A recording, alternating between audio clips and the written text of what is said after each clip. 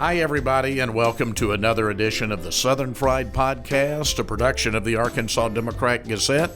I'm Rex Nelson, senior editor of the Democrat Gazette, and delighted today to have the president of the Little Rock Rotary Club, a longtime friend, Little Rock Public Relations Executive, Denver Peacock. We're going to talk about the capital city. We're going to talk about the club, but the city as a whole too, because the club has always played such a important role. So Denver, first of all, congratulations on heading what I always describe, because it really is one of the largest and oldest civic clubs in the country. And thank you for being here with us today. Rex, it's always a pleasure to be with you. You know, we have connections going back to our Ouachita roots and our love for the Tigers and all about Arkansas politics and sports and all the fun entertainment and food. And I mean, I've just consider you a great friend, and it's been a lot of fun continuing to keep this conversation that we've had ongoing for so many years now.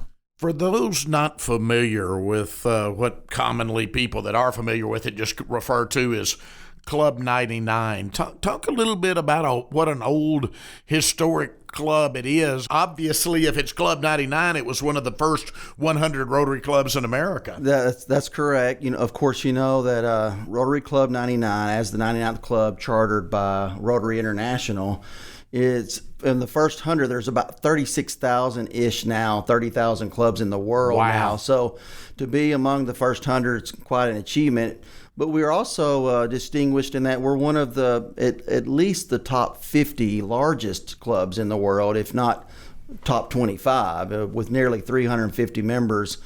We try not to spend a lot of time talking about being old. We like to talk more about being the premier civic and service organization in Arkansas. And so that's really kind of our focus. But you're right, our history is pretty amazing. It's over 107 years old. We celebrated our centennial about 7 years ago with the plaza that's down in the River Market by the La Petite Roche. And so we have a connection to the city that's unique in that, you know, a lot of folks consider us the downtown Rotary Club, but we feel like we're a little bit broader than that. We have members from all the way from Conway and North Little Rock and cities around us. So it's not uncommon at all for us to consider ourselves a broader than more of like a Central Arkansas Rotary Club. And that's not to cast any shade at all to the other Rotary clubs. There's a lot of great ones in this, and particularly in Little Rock and North Little Rock, and so they have a role, they have a purpose. Some people prefer the times that they meet over ours, but there's just something special, at least for me. I'm biased in that Club 99 has always had a really strong connection to this community, as having some of the leaders. You know, you have everything from government officials, U.S. Congressman is a past president, French Hill, to our county judge, Barry Hyde, to Mayor Frank Scott of Little Rock, to our state reps, city council members, state senator. And then you've got the leading nonprofit executive directors, the healthcare leaders in our community, a lot of the folks who run businesses, you know, whether it's lawyers or accountants or you name it. There is just a really strong mix, a wide variety of leaders, including a lot in the media space. Oh, absolutely. I was going to say, you said you don't really look back, but again, if you look at the history, there has been an integral involvement with that club in the civic life of the city, if you look back decades, right? Well, sure, absolutely. I mean, there is a great history. You know, one of the coolest programs that we have is our oldest standing committee, which is the Ottenheimer International Youth Program. In 2023, it will be the 75th year of that program. The Ottenheimer brothers from Germany donated the money to get that started, and we've kept that as an ongoing program. We bring in 2 participants, usually college-age kids from another country. We rotate between male and female each year, and we've probably had more than 50 countries represented who have come to Arkansas, specifically Little Rock. They spend at least 3 weeks here in Arkansas, traveling all around, learning about all that our culture has to offer. We host them, we share with them, we get to learn about their country and kind of their culture, and then they spend 3 days in D.C. and then they go back home. And so we've developed these friendships over the years just in that one program. Some of the other things that you might know Rotary for is think about the Miracle League, the ballpark for kids with special needs that want to have an experience where they can be somewhat independent from their parents with the buddy system. The Rotary Club of Little Rock raised the money to make that happen. And so it's just always looking for something really unique and interesting way that we can kind of fill a gap that government can't do, or maybe a private business may not want to do, but for an entity like a civic club like Rotary that can come in and actually say, hey, we see an opportunity or a challenge, and we want to see if we can try to at least help spur on those who can serve both with their time and money, and hopefully encourage the public at large, not just members, to actually tackle a problem. And I can give you a couple examples if you have time. Yeah, well, absolutely. So one of them that we're hoping to continue to build on is our longstanding partnership with the Little Rock School District.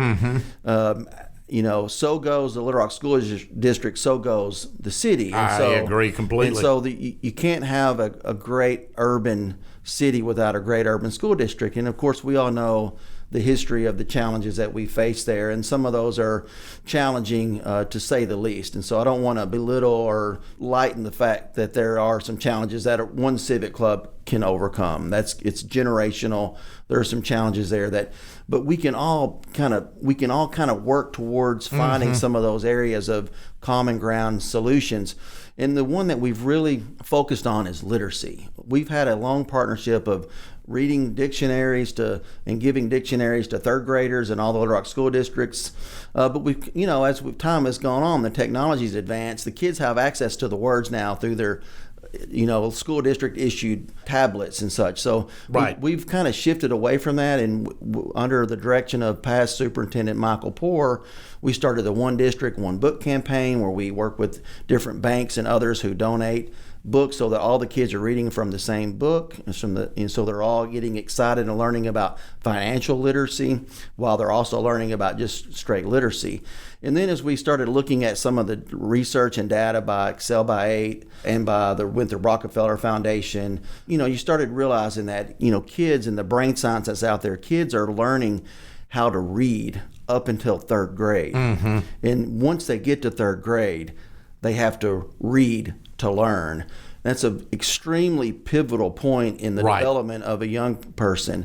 And if we don't catch those kids before they start reading to learn, if they get to third grade and they can't read on grade level, the chances of that child being a dropout or getting involved in violent or criminal behavior is extraordinarily higher than it would be otherwise. So we are working with the school district on a new pilot initiative that Mitch Bettis is heading up for our club, and Kathy French of Our Kids Read. And what we're doing is we did a pilot this summer where we're going to go alongside the summer program of the Little Rock School District. So these kids who are in the summer school program, they have literacy experts who are going to spend more time with those kids. And we came in and tried to volunteer and try to read, pull kids out. They need a little extra attention. Teachers can't do it all, as we know. It takes a village. And so what we're going to do is replicate that during the school year, the second 9 weeks and third 9 weeks. We'll be a smaller pilot where we'll partner with probably a couple of schools, elementary schools, and we'll try to bring in businesses like, say, Blue Cross Blue Shield and others who want to partner with us, and they will take on, maybe they adopt a school, and so they'll have mentors coming in a couple of times a week from 3:30 to 5, and just spend a little bit of extra time with those kids. Now, you can't teach them for an hour and a half. I mean, I know that with my own kids, their appetite for learning constantly is limited. So you got to mix in a little bit of recess. You got to mix in just a little bit of variety. And some of these kids aren't getting fed when they get home. So we want to make sure that there's some opportunity potentially for some wraparound services, kids who might need a little extra mental health support, that might identify some of those things that can be referred out to get some of the help they need. So it's a bigger issue than anything that Rotary could ever do.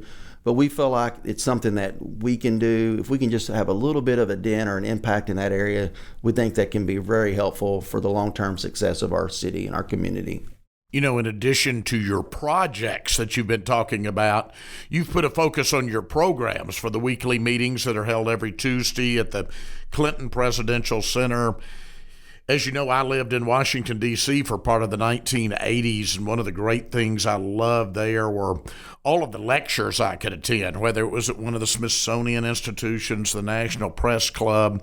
And I moved back here in 89, and as we moved up through the 90s and into the 2000s, I was just always very pleasantly surprised for a city of this size of the great programs you could go to, whether it was what the Clinton School was doing, whether it was UALR, whether it was the Little Rock Touchdown Club on the sports end, which you and I were involved with. I mean, Central Arkansas Library System with some of the lectures they do. I mean, it was really unusual to get some of the names for a city this size. A lot of that went on hiatus. It was understandable with the pandemic. It hasn't been cranked up, but you're doing some big-time programs as part of your weekly meetings now. Well, we felt like coming out of COVID that we really needed to kind of step it up a little bit, bring a lot more energy to the club. It just, we all collectively lived through a 2.5-year global pandemic. So, I mean, it's no fault of anybody at all. It's it's just the nature of where we are and where we've been as a society. And so I felt like I've been blessed with this opportunity to serve on the cusp of towards the end of it. I know it's still out there. I don't want to downplay the fact that people are still getting sick and dying. That's very evident. But most Americans are moving on, so to speak. American in particular, Americans have said, okay, we now understand the risk. We're willing to live with the risk. Mm-hmm. We want to get back to being a social society again. And one of the things I felt like as coming in as president-elect, I needed to really push our club to think more broadly about how can we all get back re-engaged again, connected socially and through service, but also through our weekly gatherings, which is our Tuesday meetings at the Clinton Center. We meet every week. And so to keep energy that, you got to bring some big names. And so I asked our board, I said, hey, can you guys give me just a little bit of extra expense money for some of these out-of-town guests? And they were unanimously supportive of that effort. It was kind of a new thing for the club.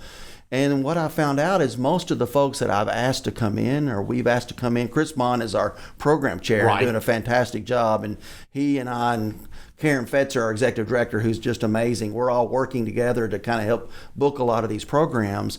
And what we found out is most of the folks, when you ask them, they are honored enough to come, and most of them can pay for it out of their own business or association accounts. But it's really nice to be able to offer it. Exactly. And so, we haven't seen as many of them taking us up on the offer, but I feel a lot better reaching out to some of the friends that I've had through my years of working for the Clintons and been around in D.C. and a lot of the different people that I've known are now doing all these fun, amazing things. Just recently we had Jennifer Palmieri, who was a communications director for President Obama, and she worked for Hillary's campaign, and I worked with her during the Clinton administration. She was one of my bosses. Well, thanks to a partnership with the Clinton School with Dean Vicky Soto, she had a relationship with Mark McKinnon. So we partnered on that together and brought in Shane Broadway and the Political Animals Club, and we did a really fun program featuring Showtime's The Circus, which is an amazing political show, a documentary that comes out weekly, usually in about 6 months out of the year. It's coming up again later this month. And so what we did was we brought them in and had a bipartisan conversation around what's going on in politics without screaming at each other. And I don't watch all the crazy shows at night. Me neither. I can't handle it. My wife everyone says, well, you're so political. I'm like, really, I'm not. I don't watch any of that stuff. But, me neither. I'll watch the local news, and I'll watch a couple of national news shows like, in the evening, but I don't watch any of the cable stuff unless there's a big news like the Queen dying or things like that. But my point in all that is saying we wanted to bring programs that appeal to a wide variety of our attendees. They're not all sports people, but we do have sports programs. Right. SEC Commissioner Greg Sankey is a good example of a great program. We did a program on the NIL issue that's happening now in college sports with Terry Prentice of the University of Arkansas, and Steve Sullivan helped us out with that, and a few others locally to kind of help bring a light to that issue. And we've had political programs too, but we can't be all political programs, right? So it's trying to find the balance. So we had Valerie Biden Owens here, who's President Biden's younger sister, who was the first female to ever run a presidential campaign. She's an amazing speaker and New York Times bestselling author, as was Jennifer Palmieri.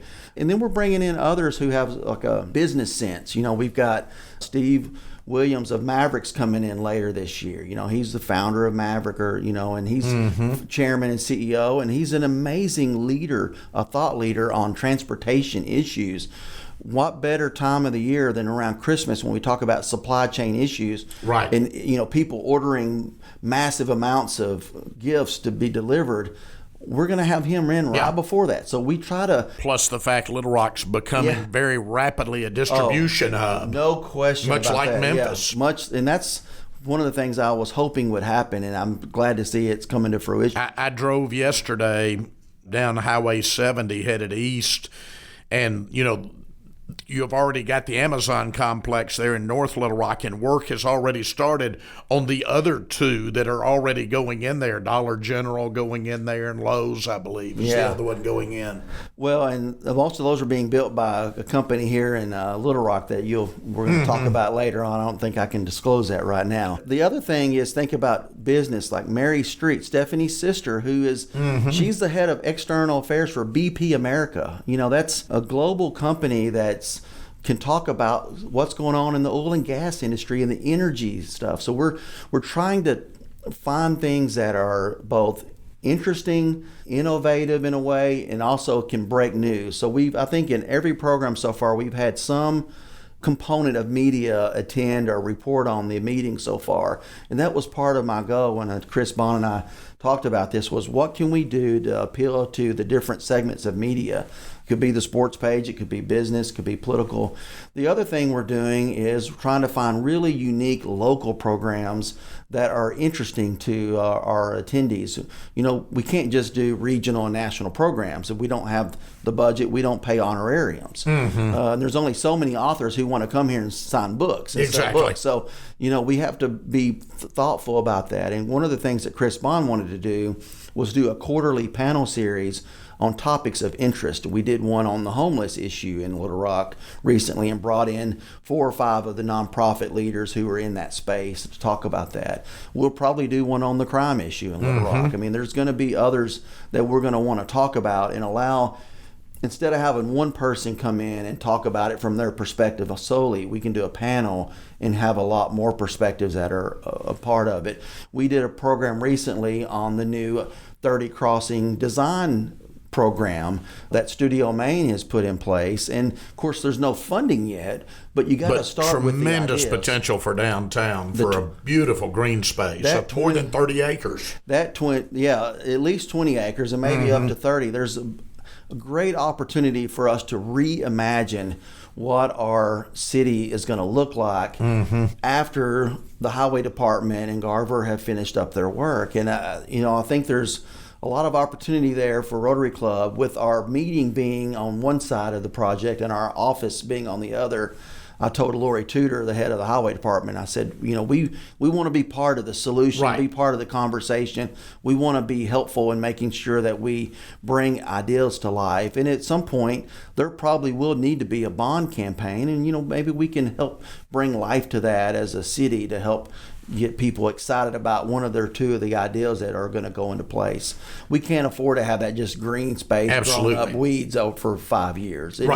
It needs energy, and it needs ideas being put in place now, because before we turn around, it'll be time to develop it. We're going to need that money, and so that's not something that you can just do at a whim. And so those are the kind of things that we're thinking about with programs, is how do we continue to and we get a lot. Our podium's very coveted. I'll admit that we have to say no more than we say yes. Yeah. And I try to explain to our friends, and some of them are members, and I say, hey, bring me an idea that's going to break news. So, we've been talking to Kelly Bass as an example. He's a member in membership engagement. He's going to want to talk about stuff going on in the Museum of Discovery. They got a lot going on. I said, all right, come to us. Either make the news here. Either make news at Rotary, or make it that morning and then expound on the story later that same day. Don't make us the 2 or 3 weeks after the. We don't want to be your leftovers. We want to be part of your rollout strategy. And being in PR, I understand that, and we have a lot of great PR practitioners in our club. And so I want them to bring their ideas, and let's talk to their clients, as they feel comfortable, so that they know that they can trust us to keep it quiet until they're ready to break it. But we book our programs 3-4 months in advance sometimes. So another one is what's going on with the downtown, with the new symphony. We're hoping we can get them on soon. New facility being built over by where you meet. But we don't know what the facility's going to look like yet. Release it with us.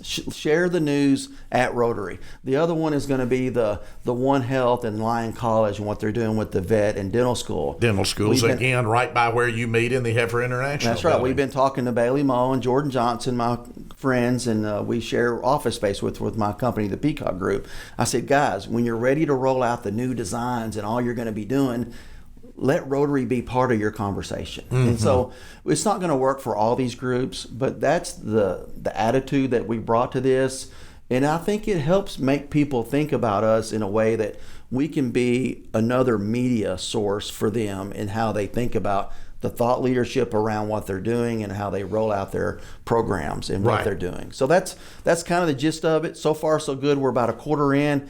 It's working. The other thing that we're doing with programs and a little broader is like the social aspect, like the Club 99 dinner parties that we're going to be having, where you go into homes, other Rotarians' homes, and have dinner. And we use our lunch budget to help pay for that.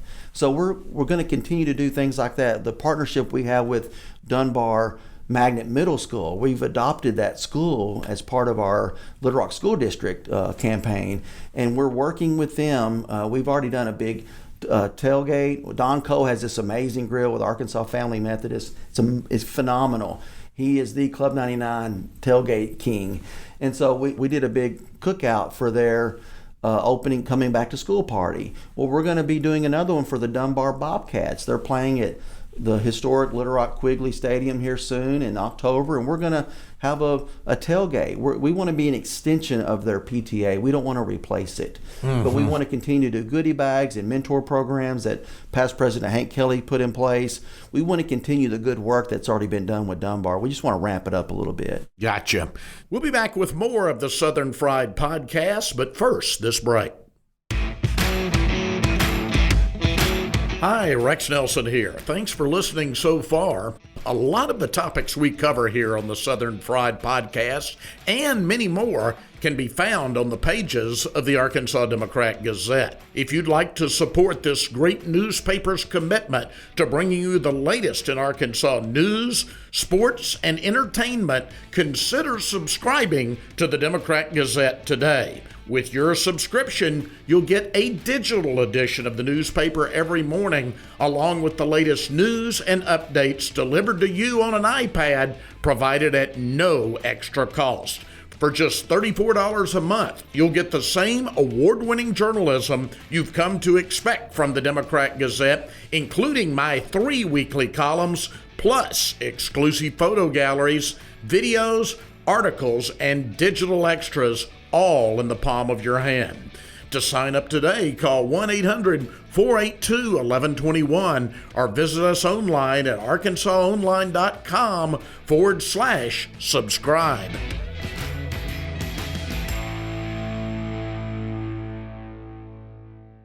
Welcome back to the Southern Fried Podcast, a production of the Arkansas Democrat Gazette.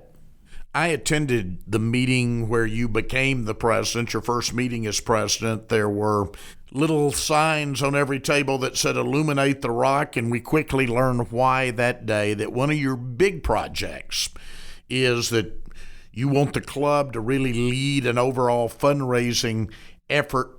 Speaking of infrastructure earlier, we were talking about 30 crossing, but to light the Broadway Bridge, connecting downtown Little Rock and North Little Rock. Talk about that project. Yeah, it's a really fun one for me, and I'm in no illusion it's not going to take a while. So, yeah, no one's saying this is going to be done this year and we're going to have lights next year. I mean, it's going to take a while, but I felt like that particular bridge, as beautiful as it is with the double arches, thanks to then Judge Buddy Valines, who had the vision of making it not just your standard new That's bridge. Right. Thank you, Buddy, for actually investing in your road and bridge money to the tune of about $20 million to build those beautiful arches. And I believe it's the most beautiful bridge in Arkansas not connected to another state. Right. And so the Greenville Bridge is my favorite. Greenville's incredible, and I love Mississippi, but yeah. And I love the Memphis bridges. So, and I grew up close to McCrory, Woodruff County. In not connected to another state, I agree. Yeah, in Arkansas, I don't know of a bridge that's more spectacular, that's more of a beautiful thing. You know, you got to think about, I worked at CJW for years, and we were part of the tourism and thinking about how do we promote the state. It's just like Disney World. You got to bring new amenities on all the time. Got to have new ride every year. You got to have something new to get people going. And so in the Little Rock... It used to be the line my old friend Joe David Rice used when he was tourism director. You got to add a new ride every year. And so why not? We already have a bridge lighting culture in this community, which is phenomenal. Thanks to Entergy Arkansas for their centennial, they lit the other 3 bridges. And, Buddy helped with the Big Dam Bridge and then with the Two Rivers Park Bridge. Those are lit up. So there is a culture already in our community. And when I say community, I mean broader Central Arkansas community to light up our buildings and our bridges at night. Simmons Bank has done a great job. Incredible what they've done down in the River Market, And in the Tower Building and others have always been lit. So there are, as a culture here, to be a kind of a light for people when they come through across I-30 for many, many years. But we need to take it to the next level. We've got this bridge that's beautiful during the day and it's dark at night. And so why not lead an effort where we can rally the folks that want to see Little Rock and downtown North Little Rock, Argenta, thrive. Let's all come together and take advantage of this beautiful asset, and let's just spruce it up a lot. Milwaukee has done an effort similar to this where they used a lot of private funds and foundation and corporate dollars to light the Hone. And it's this gorgeous bridge in Milwaukee, and they're helping us think through some of that. Which at that first meeting I attended, you really focused on that effort. So we brought in Michael Hostad, who was our consultant, kind of helping us on the side, making us think through some of the dynamics. And Kuntz, Dean Hoover out of Morrilton and Kuntz Electric, they did the first bridges, and they've made it a nationwide thing. They do bridges all across the country, maybe around the world. I'm not sure how broad their scope is now, but they are doing bridges, lighting bridges all over the place. And they're right in our backyard. I mean, they're in Morrilton. So they have a lot of great expertise here. The challenge is making sure that we continue to build on the momentum. So we branded the whole year, both through my work on the Tricentennial and then kind of playing that into my theme as Rotary President as Illuminate the Rock. And so that's a broader theme than just the Broadway Bridge, because there may be an opportunity to eliminate something in the 30 crossing 20-acre park. There's opportunities potentially with partnership with the Little Rock CVB to bring on lighting that corresponds with all the bridges, and not just the Broadway being separate from them. We want to work together as a good teammate.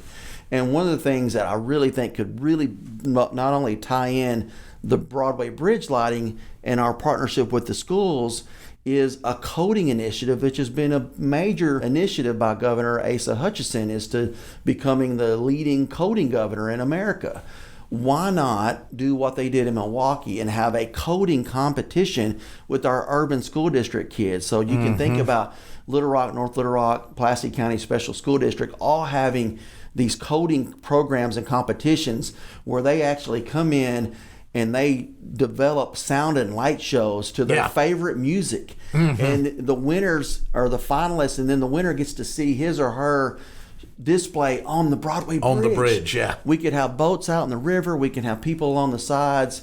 Just imagine a fun, whether it's country or hip hop or whatever you name it, as long as it's clean. Exactly. You could have some amazing. Allow these kids their, like I talk about illuminating, have their light bulbs go off in their head where they say, you know what, I can do this. Is fun. I can see myself doing this as a career.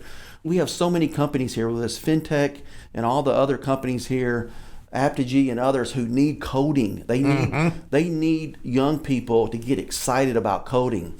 Come partner with us, Aptigee. Come partner with us and help us think through how to develop this program so that not only can we have a beautiful asset for the tourism and for community engagement around health and wellness, walking across, night walks and other things, and having entertainment with boaters and others in the water, and utilizing our river. That's such an asset that we don't fully take advantage of, as either city has not fully taken advantage of, in my opinion, over the years. And we need to refocus, get our downtown developers and those others investors who are coming in, as they think about mixed-use facilities and apartments and condos and boutique hotels and restaurants and bars and rooftop pools and bars overlooking the river. Like, we need to all fully embrace, and there are a lot of players, the Lisa Farrells and the Jim Jacksons, what they're doing Right. in Little Rock, it's phenomenal. Right. A lot going on. The Greg Nabholtzes of Argenta are doing some amazing things. So I don't want to shortchange what's already happening.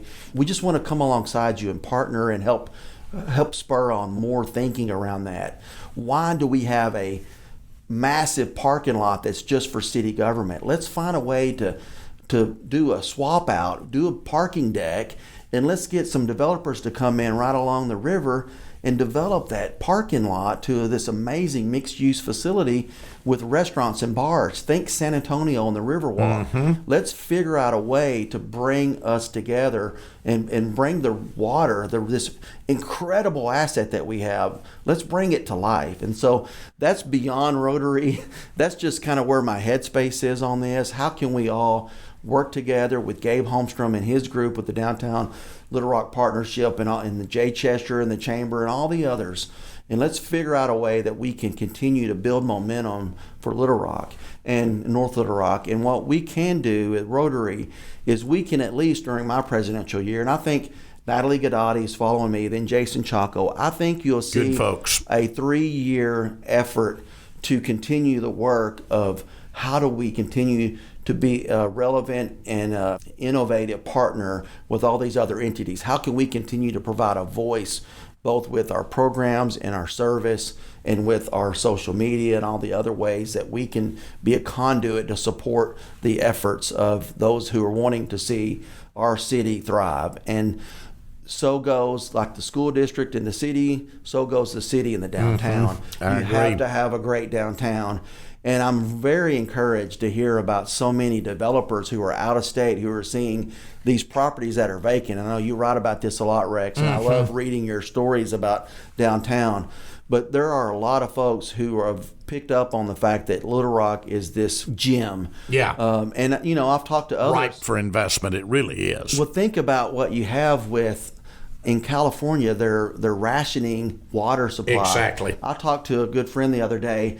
He said we can go nearby to Jackson, Mississippi for a great tragedy just next door, and here we are, and we're going to have to wrap up. I told you this would go fast, Denver, but here we are in Little Rock with not only plenty of drinking water, but drinking water that routinely wins contests as the best drinking water in America. For Central Arkansas water. Yeah, we have another jewel for this region. It's incredible. We have a great energy supply. We have great water supply. We have beautiful hills, trees. We have the river.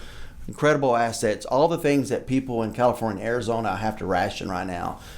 Some of those folks may want to consider relocating. We have a great food culture, restaurant, foodie culture. There's a lot of great things going on here. We have some needs. Obviously, we have some issues with crime and some of the school issues with some of our young people. But we got to continue to address those things. And let's not oversell that. Let's continue to focus on the positive. Let's figure out a way we can all work together to drive some solutions and continue to make Little Rock and North Little Rock and this entire region an incredible place to live, grow, and raise a family. All right, Denver, thank you. I told you to go fast once we got started. Let's do a part 2 later. All right, we will. That's an easy program for me. We will definitely do part 2. Denver Peacock, Little Rock Public Relations Executive and now President of the Little Rock Rotary Club. Our guest, thank you for joining us. I'm Rex Nelson from the Arkansas Democrat Gazette. You've been listening to the Southern Fried Podcast.